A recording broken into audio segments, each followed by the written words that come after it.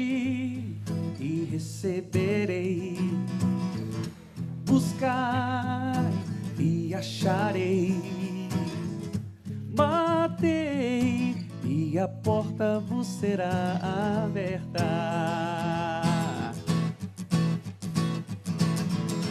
Pedi e recebereis,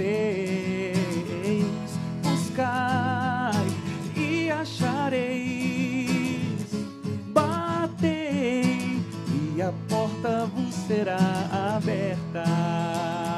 Pois aquele que pede, recebe. Pois aquele que pede, recebe. Todo aquele que busca, encontra. Todo aquele que bate, as portas se abrirão. As portas do céu se abrirão. Estamos de volta com o programa Você Pode Ser Feliz aqui pela Rede Século XXI, já atendendo aos seus pedidos de oração, colocando diante de Deus todas as suas intenções e também todas as suas ações de graças, porque nós acreditamos nessa interatividade de pedidos e de ações de graças, porque Deus, claro, como Ele é bondoso, atende a mim e atende a cada um de nós. Muito bem, nós temos aqui os pedidos de José Lopes de Medeiros, ele é de Campinas, no interior de São Paulo. Pede oração por cura e libertação do seu filho Júnior. Pede também por Sueli, Carlos, Cleide, José, Cleusa, também Alice, Fátima e todos da família. E também, claro, oração e agradecimento pelas graças recebidas. Lá de Aiuruoca, em Minas Gerais, Cimei Mendes Nogueira. Ele pede oração por Silma, pede por Charles, Poliana, Caio, Sávio e também pela paz e por toda a família.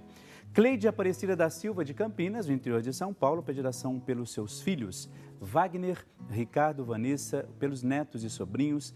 Pede também por ela mesma, por toda a sua família e coloca aqui o nome de várias pessoas, são vários nomes aqui. Pode ficar tranquila, Cleide, a gente reza por todos eles aqui. Benedito Luiz e Luzia de Oliveira, de Valinhos, interior de São Paulo, pede oração por saúde, pede por proteção, necessidades especiais, pede também pela saúde e proteção de Diogo Lucas, João Vitor e pelas necessidades de Douglas, Gilcielen e coloca vários outros nomes aqui também, que a gente reza por todos eles.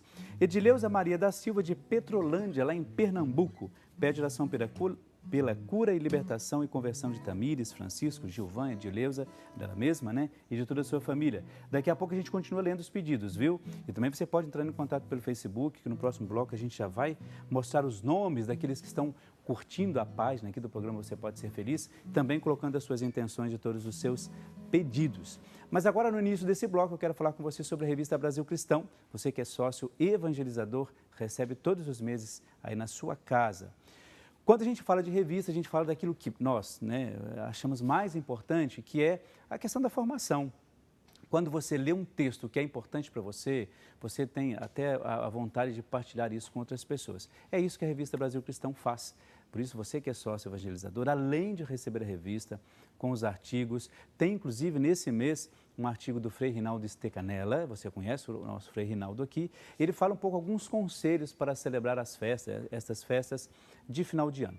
Junto com a revista, você recebe o folheto Reflexões para um Brasil Cristão. A gente fala sempre disso aqui. São reflexões diárias do Evangelho, obviamente, do dia, para que você tenha motivações muito especiais e espirituais para rezar e para conversar um pouco com Deus. Também você recebe, claro, o boleto, porque você se compromete com a gente na sua fidelidade, na simplicidade, na sua humildade, naquilo que você puder colaborar conosco, justamente para que esta obra de evangelização continue. Então você recebe sempre os dois boletos. Aquele primeiro boleto que é justamente para a manutenção da casa, das contas que nós temos aqui, daquilo que é importante também, obviamente. E o segundo boleto para, a gente diz assim, para as para as campanhas que nós fazemos aqui, como, por exemplo, Jesus Presente, que a gente tem feito essa campanha aqui, justamente para pagar as nossas retransmissoras, porque nós vamos chegar a milhares, a milhões de pessoas, melhor dizendo, justamente com a sua colaboração. Então, você pagando, dando a sua colaboração com esses boletos, nós ficaremos muito felizes, porque a Rede Século XXI, com certeza, pela sua participação, vai se manter no ar. E a gente tem falado aqui, Renata, que nós temos essa campanha Jesus Presente. Eu acho muito propício até o nome, né? A gente pode ter duas observações. Jesus que é presente para mim e que faz com que eu seja presente para as pessoas que estão em casa. E nessa campanha a gente quer justamente isso, que as pessoas entendam, primeiro essa parte espiritual, olha, eu estou colaborando para que outras pessoas lá nos rincões do nosso país, né, Sul, Sudeste, conheçam a Palavra de Deus pela Rede Século XXI. E ao mesmo tempo eu estou dando à pessoa a possibilidade de receber uma mensagem de fé e de esperança, como a gente está fazendo hoje. Sem dúvida. Você acha que é importante isso? É o que torna, o que faz diferença na nossa fé cristã, né? Nós não seguimos a Cristo só por nós.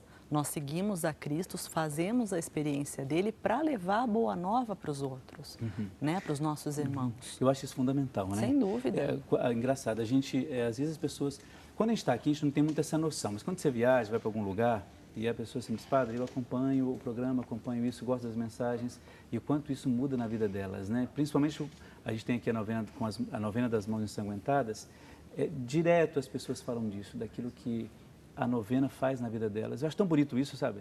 Essa experiência de Deus, né? Porque o ser humano às vezes é tão duro, né? Exato. Com ele mesmo. Acho que a psicologia trabalha muito isso, né? Tentar quebrar algumas coisas da gente, não é? E é justamente quando a gente vai sendo quebrado que ressurge o nosso eu autêntico. Isso que é bonito. Isso é legal. Né? Como se Deus fosse tirando as camadas que a vida, a sociedade, os rótulos, né? Que vão sendo colocados na gente para fazer surgir aquele ser humano autêntico, do jeito que foi desejado por Deus. Exato. Desejado e sonhado, né? Sim. Você falava lá no início, até eu comentei assim, você tinha que escrever alguma coisa, né? Algum texto, porque você falou muito bem essa questão do encantamento, né? O papel da mulher hoje na sociedade, você acha que, tendo como exemplo Maria, né? Como se disse, ela é exemplo, você acha que hoje tem sido reconhecido esse papel da mulher, essa questão, não sei se é correto falar igualdade, mas você acha que tem sido reconhecido isso, esse papel? Como é que nós estamos? Então, em alguns momentos sim, mas eu acho que a mulher na sociedade hoje vive um momento difícil, porque a impressão que eu tenho é que a sociedade vai criando, desde o movimento feminista, né? Isso vem vindo numa toada de querer fazer com que a mulher de sucesso, a mulher que se destacou, que se desenvolveu, seja aquela que buscou igualdade com o homem. E embora exista uma igualdade, porque homem e mulher são os dois seres amados e criados por Deus, não existe uma uniformidade. Então eu acho que a mulher foi perdendo a sua própria identidade, ela foi querendo se equiparar de tal forma ao homem, que aquilo tudo que é próprio dela foi se perdendo ao longo que interessante isso. E Maria mostra exatamente o oposto, né? Ela é a presença no reino, na construção do reino, que tem características próprias, que não são as características dos apóstolos, por exemplo, né? Nas bodas de Caná, que a gente conversava antes de começar o programa. O serviço, a observação. Aquela que é atenta, que tem sensibilidade.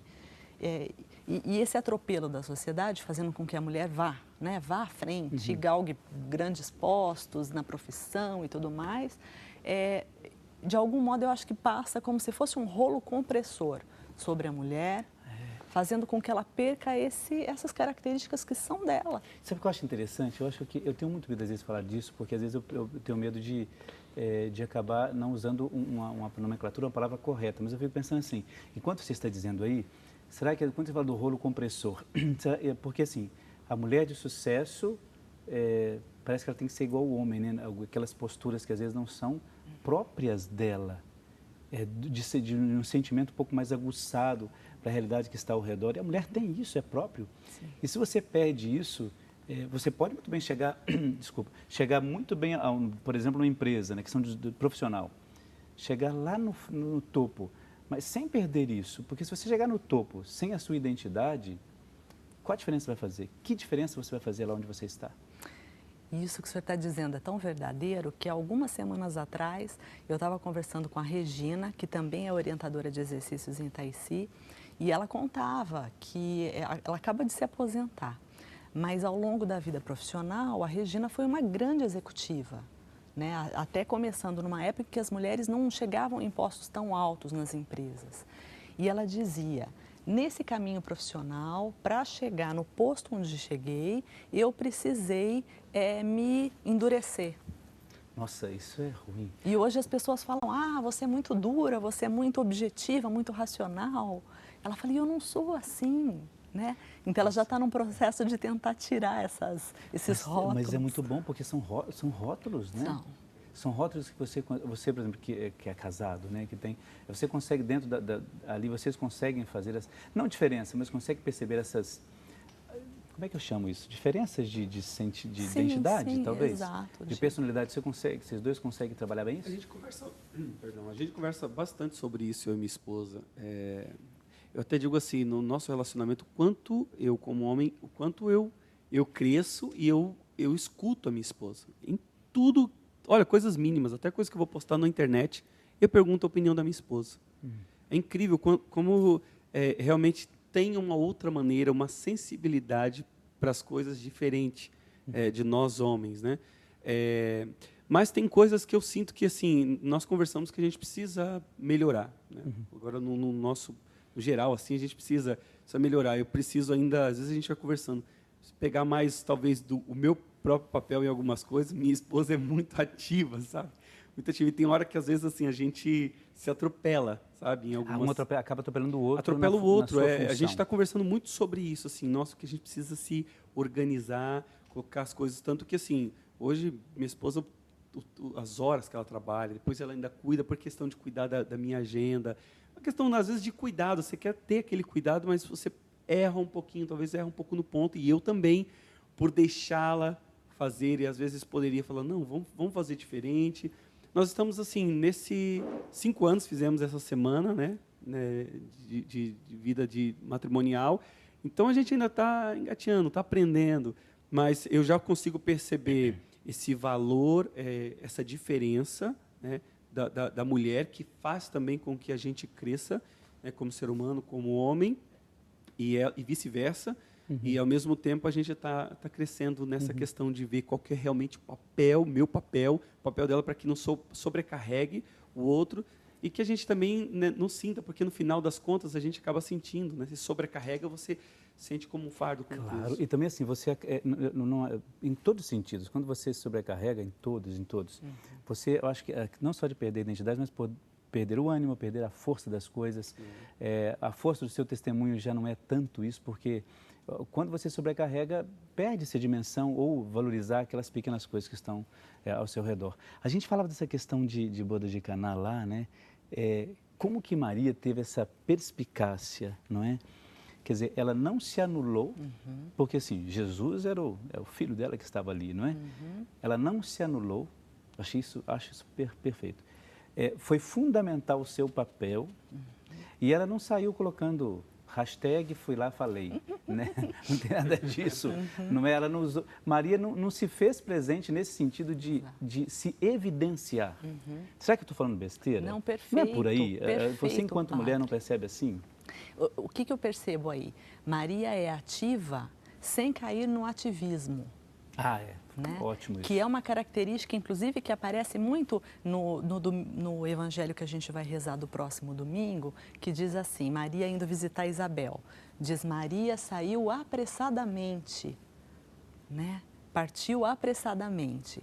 Então, eu sinto, quando eu rezo esse texto, me vem muito isso, assim, Maria mostrando uma mulher, porque a mulher, como o Nando falou, a mulher corre o risco de cair num ativismo.